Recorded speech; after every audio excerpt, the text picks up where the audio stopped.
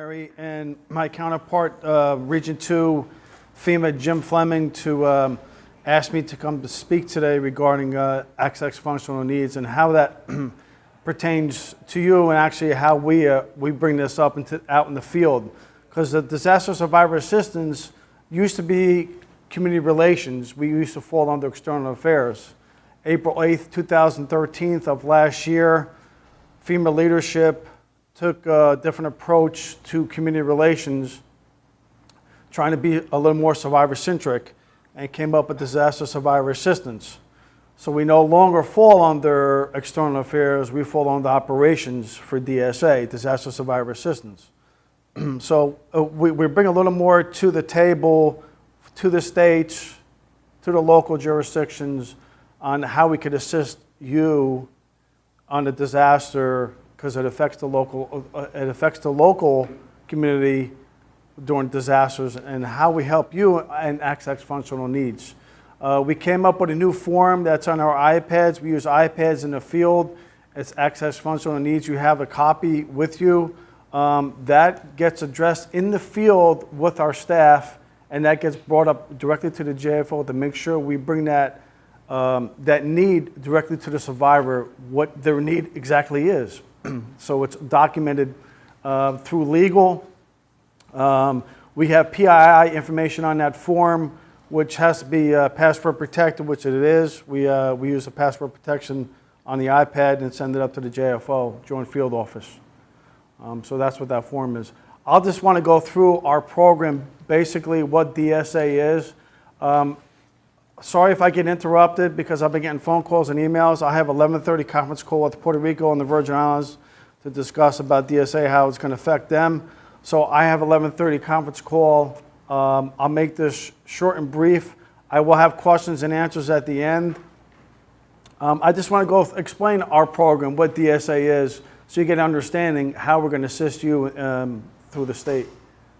For clarity, this is in the event that a presidential disaster declaration is declared for whatever county or New Jersey or whatever. Well, good question, Mary, because we can get deployed under emergency declaration. I'll explain that. EM is emergency declaration. Like prior to landfall of Sandy, they would place us at certain locations, IFOs, or according to the state, we could be logistically different parts of the state prior to landfall, like where I'm going to VI right now. They want us pre-landfall before this tropical storm hits, because they will close airports out there in the islands, so they want us there before the airports are closed. So we can be pre-placed under the emergency declaration called the surge. So I'm being deployed under the surge right now. So if there is an IA declaration after the PDAs, we do PDAs. Also, we assist the IA with doing PDAs. So if there is an IA declaration, we roll right from the emergency declaration into a declaration for IA individual assistance.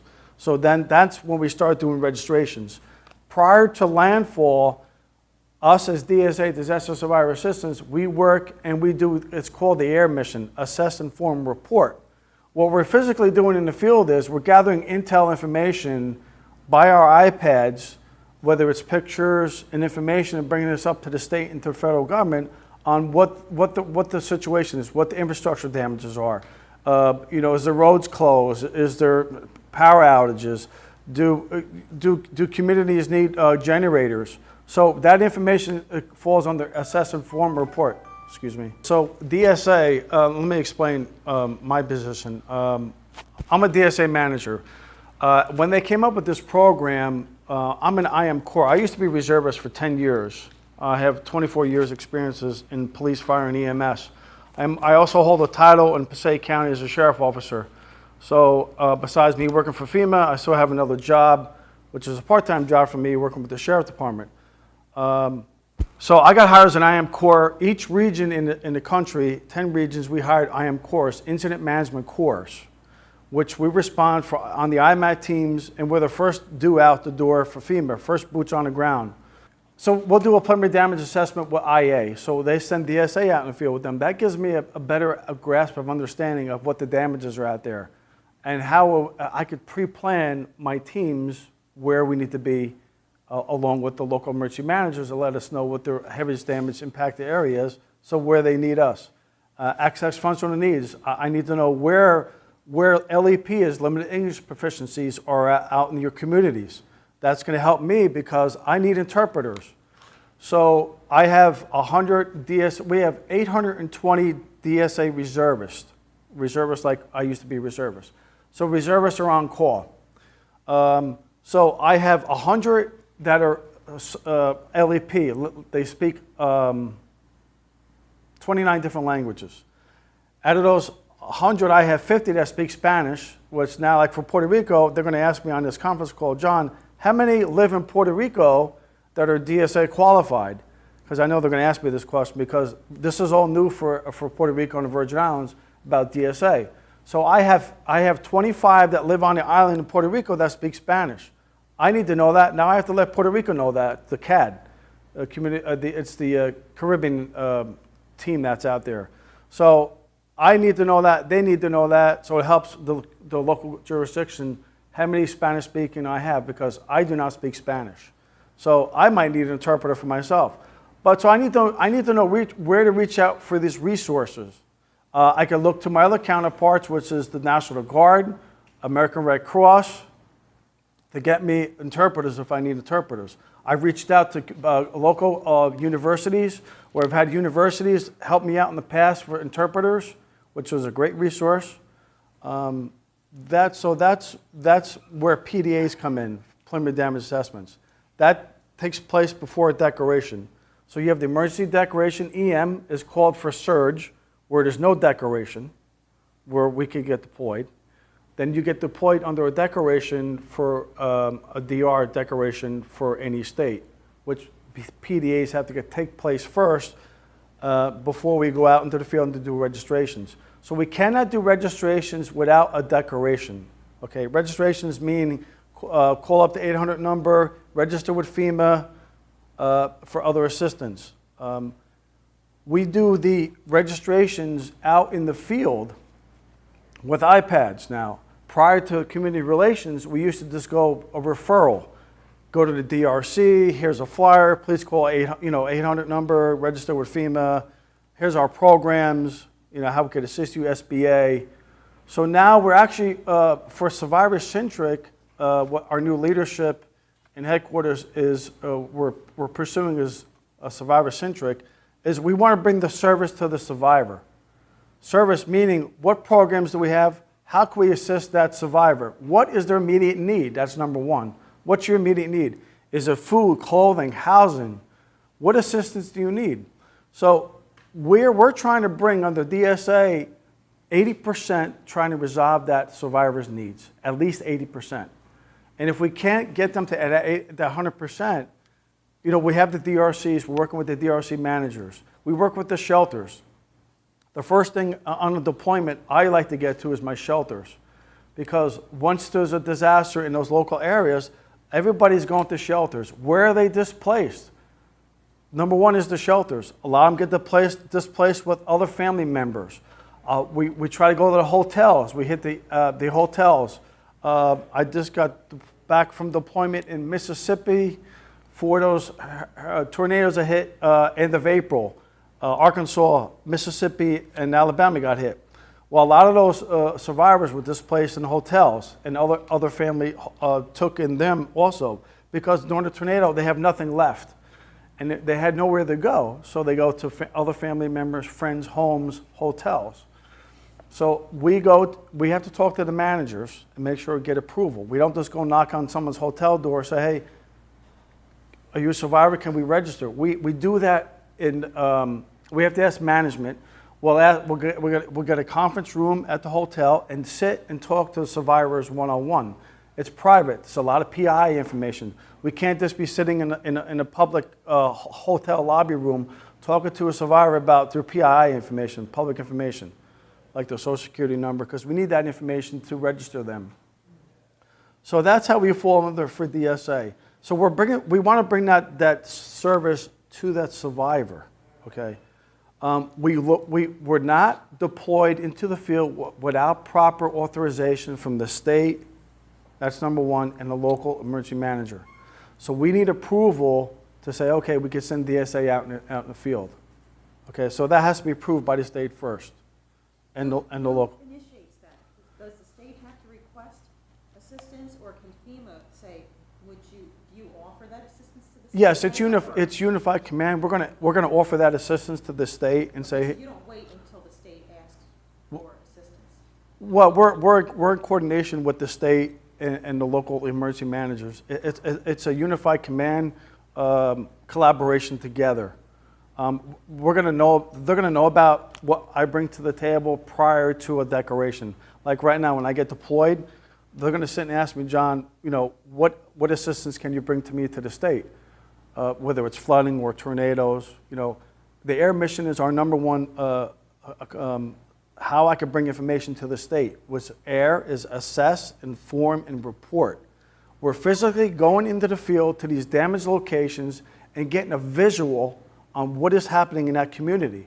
And it's all timeline information. I could take pictures and send it right up to the JFO, and the state is right next to them, and they can see these pictures. Reports come directly to the JFO from the field on air, assess, inform, report.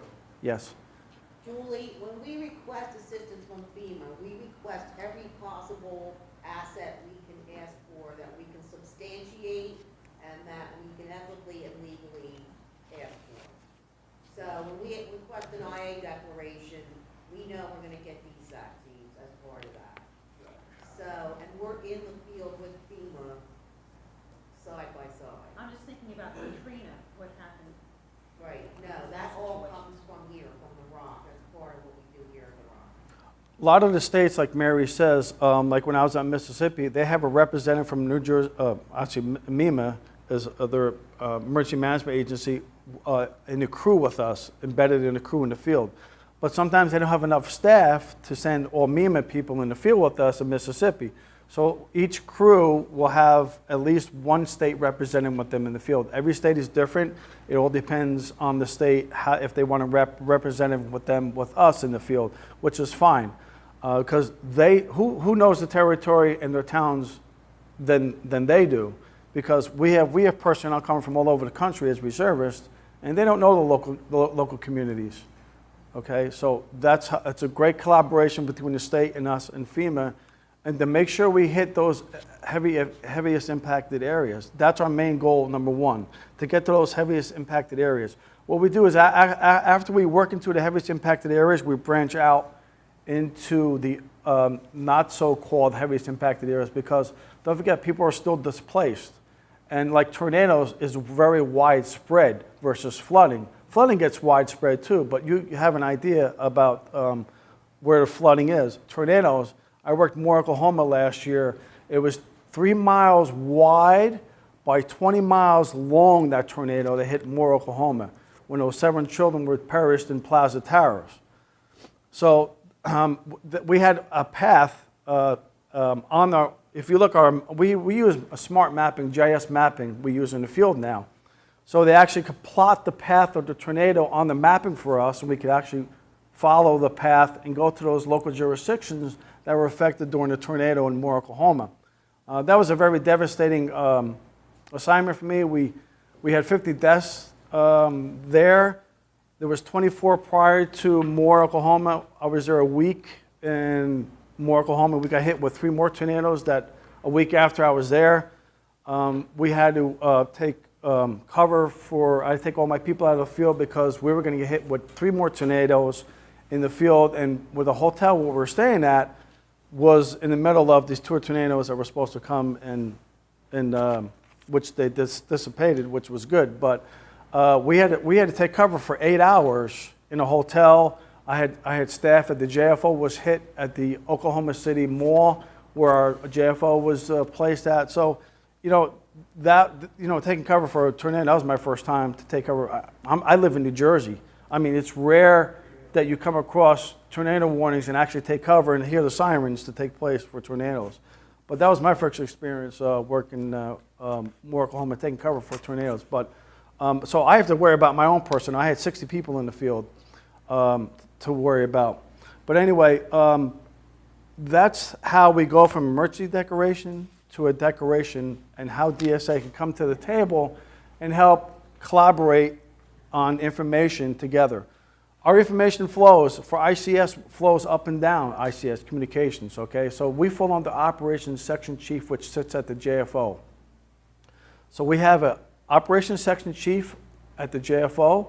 We have a DSA Branch Director, which is at the JFO. We have a Deputy Branch Director at the JFO. And we have a DSA Group Supervisor at the JFO. So from the JFO level, then we go to the field operations. Now in the field, if like in Mississippi, I had 3 divisions, Division A, B, and C, according to the state. The state broke it down to five divisions. We only had 3 divisions that were really affected, A, B, and C. So what we do is, typically, it all depends on the state. We typically I assign my crews according to the national grids. It's a U.S. national grid system. It's a 1 square mile. If you look on maps, you'll see it. I believe it's on my, do you see the handouts I handed out? I believe you see the squares? That's the U.S. national grids. And I assign my crews according to the damaged areas by the grid number. There's a grid number. You won't be able to see it there, but you'll see the little squares. But a grid number shows up, and that's how I assign my crews. So the local emergency manager is going to say, John, these are the areas and the towns I need you to canvass, and they will fall into the national grid system. Reason why we go national grid, FEMA's trying to go geographics. Why we go geographics? Because it's much easier. If a whole town is wiped out completely, no mailboxes, no signs, how are we going to determine where they go? That's why we use U.S. national grids.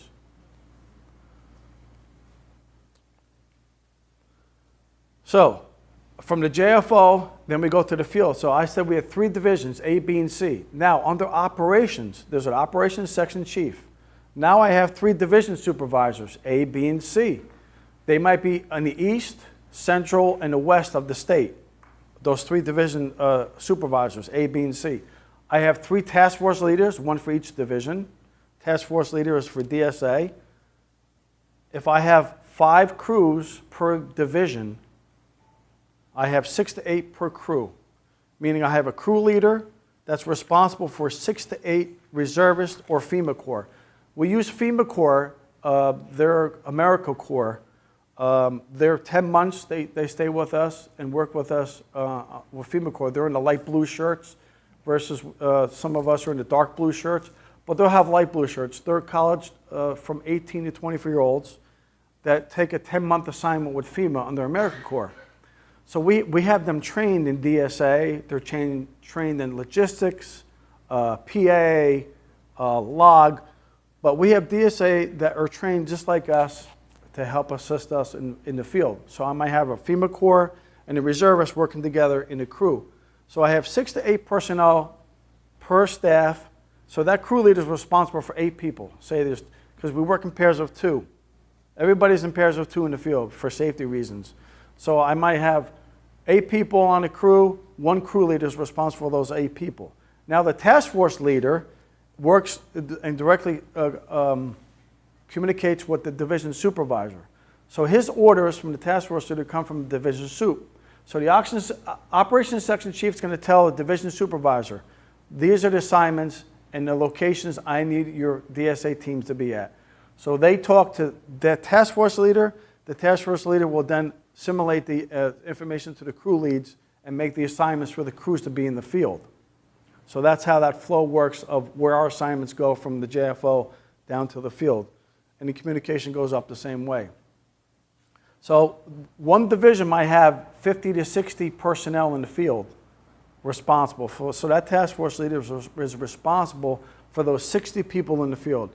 Those crew leaders are responsible for his 8 personnel, only his 8. The task force leader is responsible for all 50 or 60 in his division. The task force lead, the DSA group supervisor sits at the JFO, I said, right?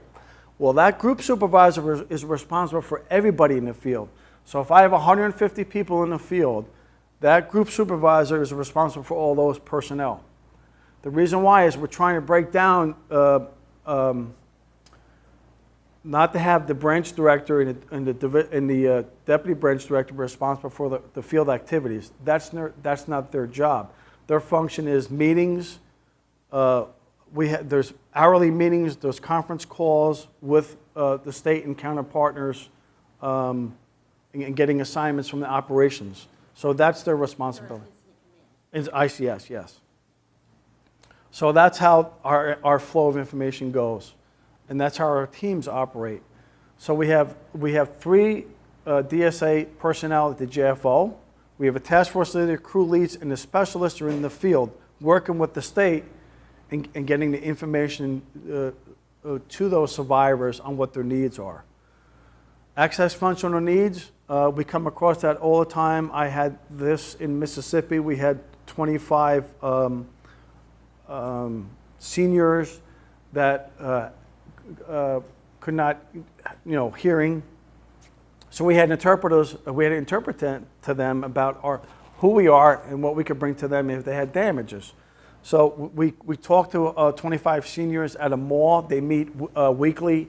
So we met them at the mall. We had interpreters assist us interpreting information to those deaf survivors. So we did register 5 that day, which was really nice. We work with disabilities integrations at the JFO to make sure we meet those needs and get to those communities that have access functional needs or limited English proficiency. Okay, I'm going to show you a quick video, and we'll take more questions. Are your reservists paid? Excuse me? Are your reservists paid? Yes, they're paid only when they're active. So if there's a disaster or declaration, they have to be under the Stafford Act.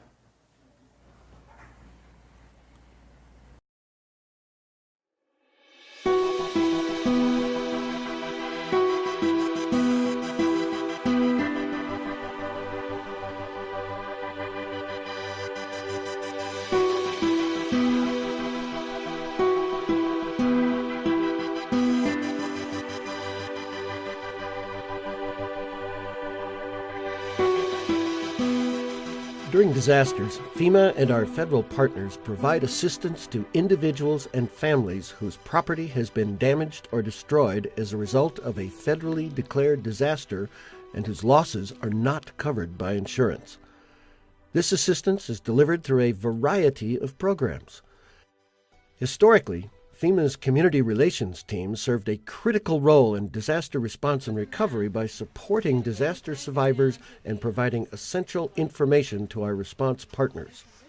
Recently, based on lessons learned during FEMA's response to Hurricane Sandy in late 2012, the role of community relations was expanded, enabling teams to meet survivors at their homes or in their communities to address their immediate and emerging needs on an individual basis and to register them for FEMA disaster assistance. Building on these successes, FEMA leadership transferred the community relations cadre from the Office of External Affairs to the Recovery Directorate in April 2013. To reflect this expanded role and our renewed commitment to make services more survivor-centric, the cadre name has been changed to Disaster Survivor Assistance, or DSA.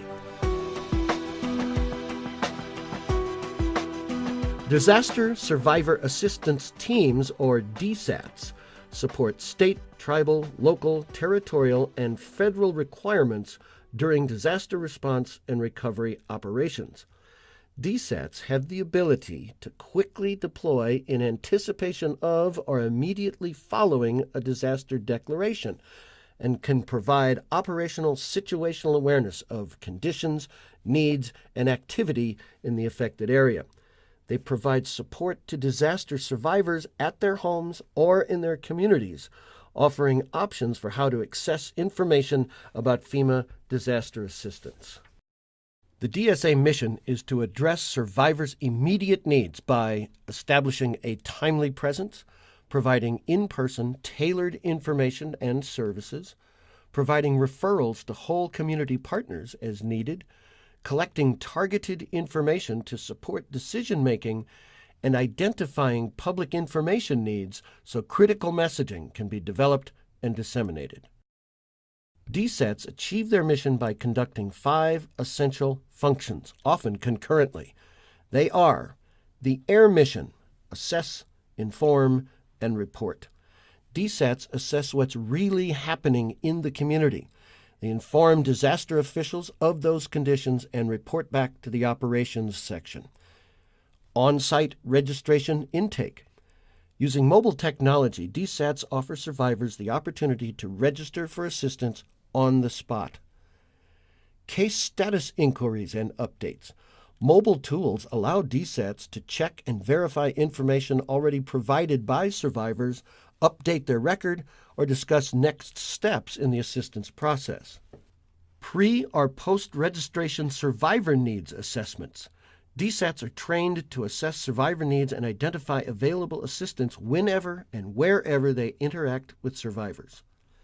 Referral to whole community partners. DSATs inform survivors about the range of help available in the community and maintain close contacts with state, tribal, and local governments and with other response and recovery partners. DSATs recognize that our larger scope of responsibilities raises concerns about how many survivors can be reached in a timely manner.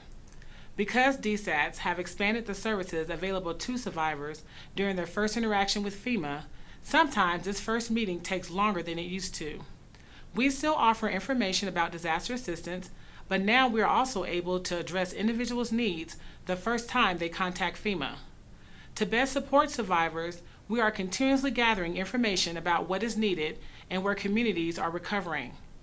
FEMA and our emergency management partners use that information to make decisions and allocate resources where they are needed most. The basic field model for a DSA team is 6 to 8 people, but the number of DSATs and management support deployed is based on the size of the operation, the level of the incident, and the request from state, tribal, and local governments.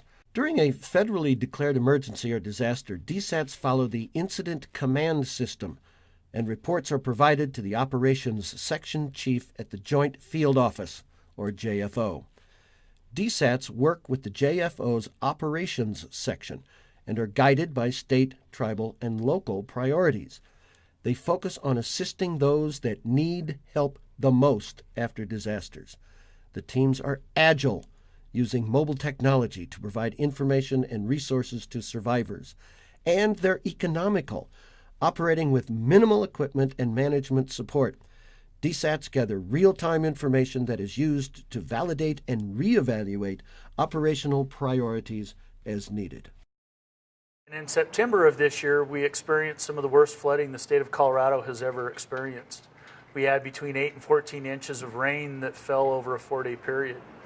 Before the rain had stopped, we had FEMA disaster survivor assistance teams on the ground here in Colorado Springs. And they also did air missions, which included going out to the various affected communities or parts of those communities and assessing the situation, providing information not only to the disaster survivors, but as well as to the emergency managers, and then reporting that information back. The most important role that they provided to us was getting that information out to the disaster survivors, being able to sit down face to face by going door to door and providing that information to those disaster survivors, getting them registered promptly so that we could get the paperwork running, get the inspectors out to assess the damage, and get the money on the ground to help those disaster survivors. Our work experience with the disaster survivor assistance teams has been fantastic.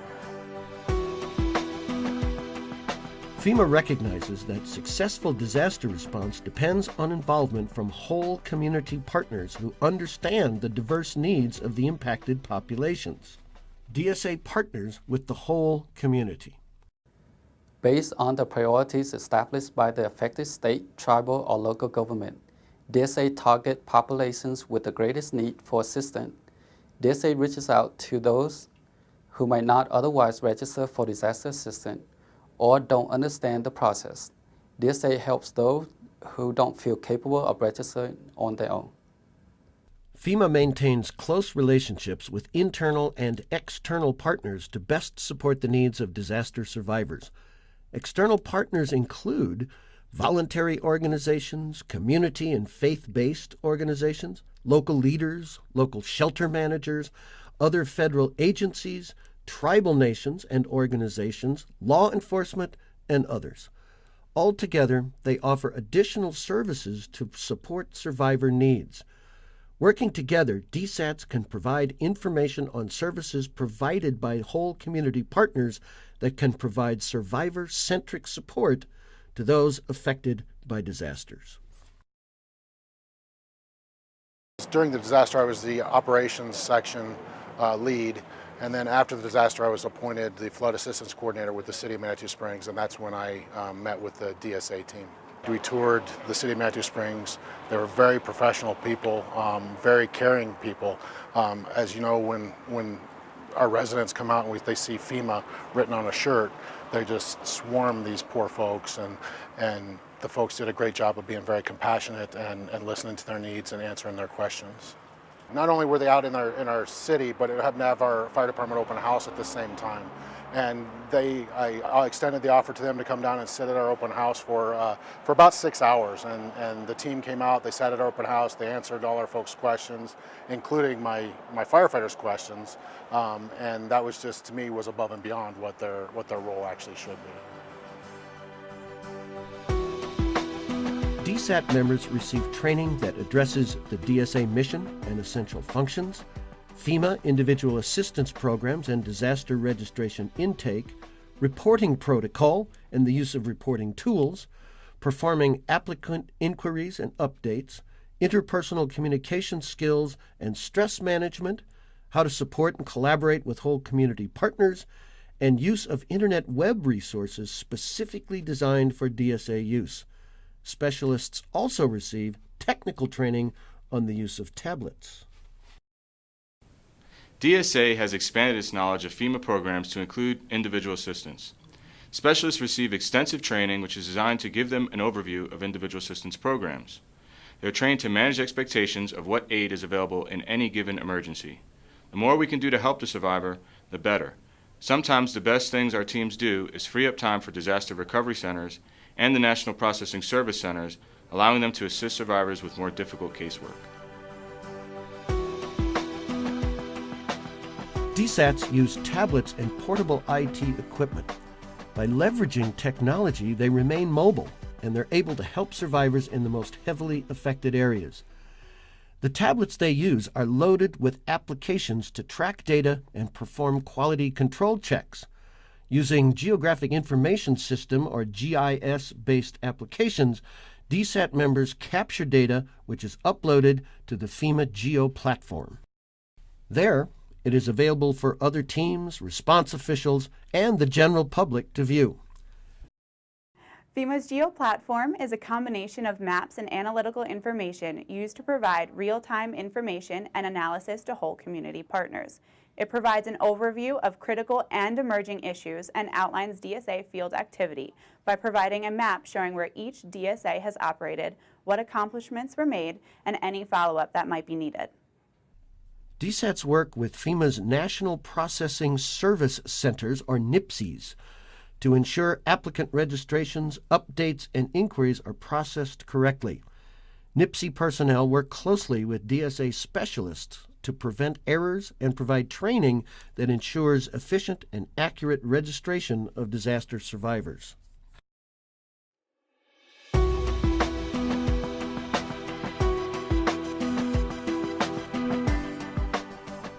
The FEMA DSA teams are an agile, efficient federal resource supporting state, tribal, and local governments impacted by disaster.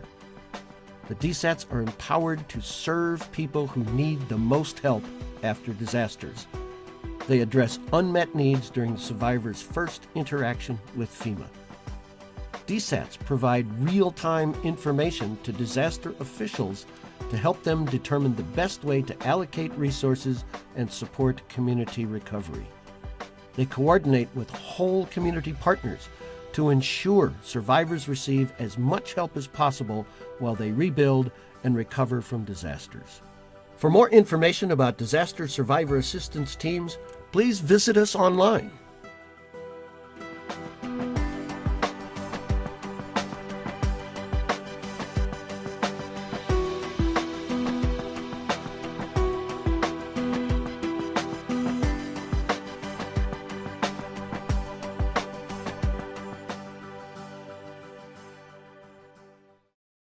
Sites like Facebook or Excuse me? do you use social media as well? That goes through external affairs for DSA. So you Any, Question, Julie? Do you use any- social media? FEMA is a huge user of social Yeah. media. But he's saying that the disaster assistance teams don't use. we, Well, they would work through external affairs. So On then you do. social media. Yes. External affairs does the postings. If the teams tell external affairs that need this public information statement to go out, then EA does it. yes. Thank you. Well, So the answer is yes. yes, we funnel all that information through external affairs. So if we're in the field, we hear like there's a point of distribution in the field. We'll bring that up to the JFO and let external affairs send it out to the press. So, the community knows about this point of distribution center. But we funnel, like in the beginning, before we go out into the field, we'd like to get some talking points coming from the state under external affairs. So if a survivor asks, like maybe it's maybe unemployment, and so things we need to get information from the state so we can let the survivor know when we're in the field. We have a referral on our webpage. We have a referral. We click onto. We have a DSA webpage that has all this information on our webpage. So when we're out in the field, they don't want us. We're trying to go paperless. So everything pops up on our iPad, and the way this process works is, if I'm working with another partner, we have a guide is on our iPad. It walks step by step on the registration process for us in the field. It takes about 18-20 minutes. And so if I'm doing a registration with a survivor, it takes about 18-20 minutes. It's a step-by-step process. My partner pulls up the guide. It's a step-by-step guide. It tells you word for word how to do the registration in the field. So if you're missing something, you could refer to the guide as I'm registering the survivor. So for 18-20 minutes, I'm interacting with that survivor one-on-one, doing registration for him or she. My partner has the field guide up, getting referrals. So maybe that survivor needs a hotel to go to, or needs some food or clothing. Where are we going to refer them to? So they're going to pull that information right on the iPad. It generates it right from the state, and we input this right into our webpage. So we could give that information directly to the survivor instead of referring them, okay, go to the DRC or go here. We could give that information directly to the survivor. We could actually give information to the survivor on hotels. Does the state have unemployment for if they lost their job? Child care is a big thing too, so child care. So if that survivor's, had to redirect their route to go for child care, it's costing them not $200, and now it's costing them $400 or $500, so they could apply for child care also. That's something new that FEMA is doing, is child care. That happened in Washington, the state of Washington this year, where that mudslide, we had a lot of child care out there, a lot of reroutes of people going to work, so they were allowed to apply for registration because it was costing them X more money per day to go back and forth to work or for child care because of the mudslide, and the roads were closed for a long period of time in Washington, the state of Washington. You had a question, sir? Okay. We have, yes. I have a question, and I'm not quite sure how to formulate it. So one of my concerns would be duplication of services, and that's something that came out of Katrina with FEMA providing funds and Red Cross providing funds and that sort of thing. So your role, your job, is to provide referrals, not actually provide material items or funds. Am I getting that? When they register with us, it's federal funds. It's your tax money at work. Okay, that's. So are you working in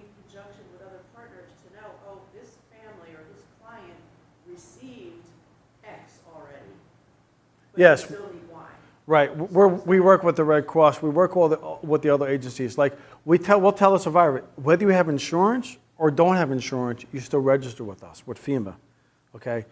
Now, what happens when they have insurance, they have to get a claim from the insurance company of what damages they have and sustained, and what the insurance company is going to pay out to them. That claim has to come into FEMA, and they have to submit it to FEMA because, yes, we cannot duplicate benefits. But we have ONA, other needs assistance, medical, your car, funeral costs. So ONA is on the front end. ONA is on the front end before you get that SBA packet. So when we tell the survivor, please fill out the SBA packet, because that keeps you in the system, doesn't matter. You're still in the system with FEMA under ONA, okay?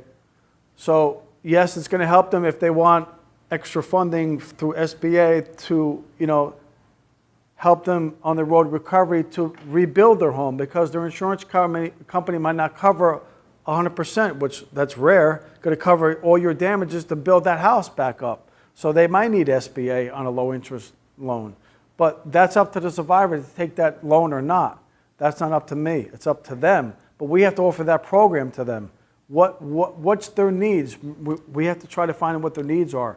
Referral is they might need a hotel. They might need food. They might need clothing. So where am I going to refer that survivor to? I need to know where those resources are in the local community or the state, so I could tell that survivor where to go, or give them a number, or get them access, or help them, or make that phone call for that survivor on that need. What is their needs? That's the main thing for us.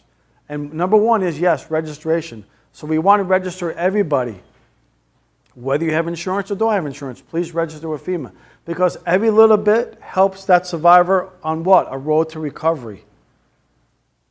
So we do registration intake. We do referrals to whole community and whole partners.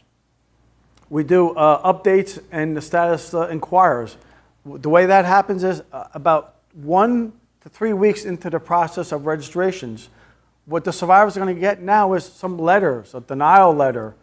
Denial letter, why did they get denial letter? Because they have the insurance. So we're going to have to go back to that survivor and make sure they submit their information to FEMA on the registration, because that's why they got a denial letter. There's a lot of problems where they're not reading the whole letter. Why you denied? It is explains it at the end, but they see a denial letter and they think, well, FEMA's not going to help us out. But please read the whole letter. Why you denied? It's going to explain why you're denied. So now we could go actually into the registration and update that file for that survivor. Maybe they forgot to put their child on that registration with their social security number. Maybe they forgot to put a car that was damaged on the registration when they first registered with FEMA. So we could do an update right there in the field with that survivor and help them out. What we're trying to do is actually take pictures of their claim. Like, say they had to submit their insurance claims, instead of faxing it into FEMA, we could take a picture and send it right into the NPSI.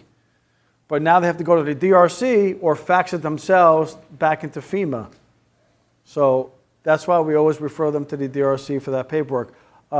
We don't do consent forms no more in the field. According to legal, we don't need a consent form, because once we read them, that PII information, when we're registering them, that is their, we don't have to use consent forms anymore in the field, because that is read to them in the beginning. It's called the Privacy Act in the beginning. Before we take a registration, we have to read the Privacy Act word for word to that survivor. Make sure they understand the Privacy Act. So once we read that Privacy Act, we don't need a consent form. Consent form means if I'm going to refer them to any other agency, Red Cross, the state, we don't need that consent form anymore. Our teams in the field, if the DRC manager might say, John, I have an elderly gentleman that registered with FEMA. I need some paperwork from his claim from his insurance company. The gentleman cannot come here. Can you please do me a favor and send a team out there? Absolutely.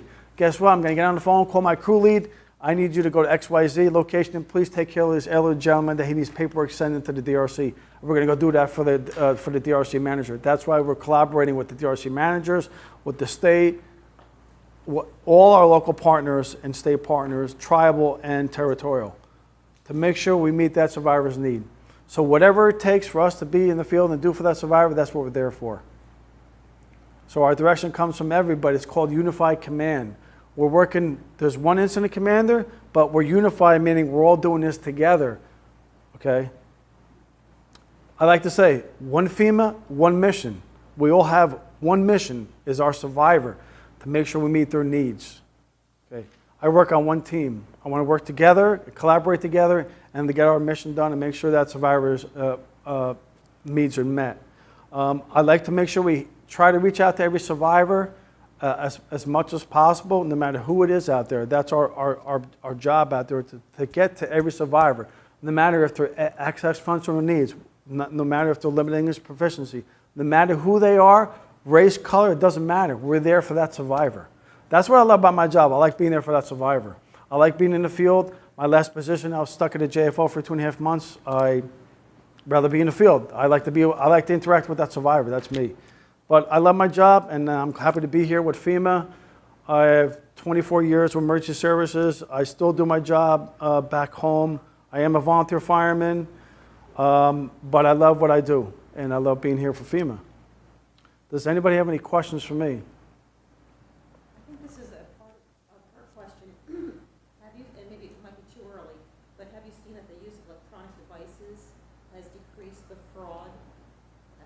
Because it was a lot of fraud. We still come across that every once in a while. Has it decreased a little bit or no? Well, I haven't seen a decrease in anything. No. So it's still out there? Yes. Yes, it's still out there. Whether it's a contractor trying to take advantage of somebody, that's going on right now too as we speak, so even after Sandy. So there is still fraud. I've had people try to interpret us as FEMA in the field, so I ran across that in Hurricane Sandy. I was in Connecticut for 4 months, but I had, it happens, People were misrepresenting themselves? Yes, well, they're trying to representing us as FEMA in shirts. How they got their shirts, I don't know. But yes. That's why we tell survivors that everybody has an identification with them in the field, even though I'm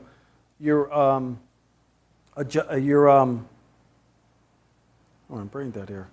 Not the insurance, our inspectors, FEMA inspectors have identification also to make sure they ask for the identification for an inspector. So we always try to let the survivor know, so when I approach the survivor, I like to show them my ID, approach them, my name is John Kosciolek, I'm a FEMA, here's my identification. So it's a DHS identification across the board for DHS, so no matter what agency we're with, it's the same identification card we have no matter where we go. So we are trying to get our communications because we need our iPads to work out in the field. Now, if I have no connectivity in the field, and we have a PDF, it's a PDF form that I could actually take the registration of a survivor, and when I get connectivity, it uploads it automatically from my iPad into the NIPSI. So it's called offline registration. So if I don't have connectivity, meaning I don't have cell service, because I need cell service for my iPad, so it's like a cell phone. It's called offline registration. It's a form, it's a PDF form, so I fill out the information just like a registration process. It stays on my iPad, okay? Once I get to a location that has connectivity, I could upload it and send it right into the NIPSI and get that. But it'll pop up a registration number for me to give that survivor, because they need a registration number before I leave to make sure if they have any updates they want to do to the registration. They need that registration number. Remember, we can't do registration without declaration. We needed IA declaration. Now, this PA declaration, which was public assistance, we fall under IA, individual assistance. Any questions for me? Comments? That's DSA in a nutshell. We're only a little over a year old. It's a learning curve for all of us, so any input is always suggested from anybody. There's no bad thing or bad. The more information we get from others on how to make our program much better, it helps everybody in the long run.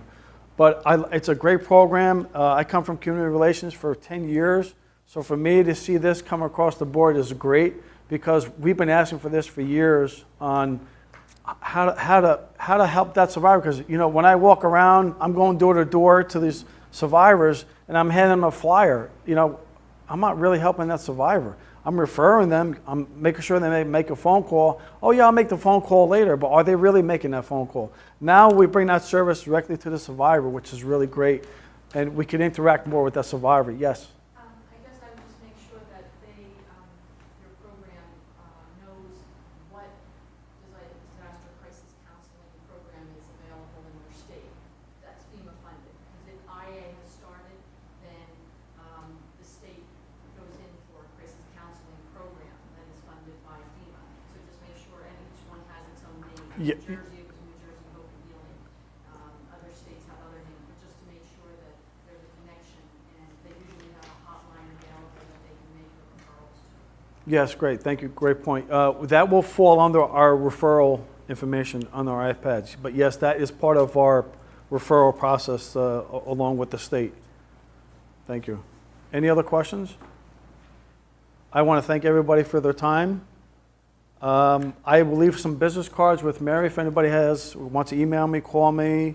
I gave Mary my presentation. She has a PowerPoint, so if anybody would like a PowerPoint presentation, they ask Mary for it. She could email it to you. Thank you for your time, everybody.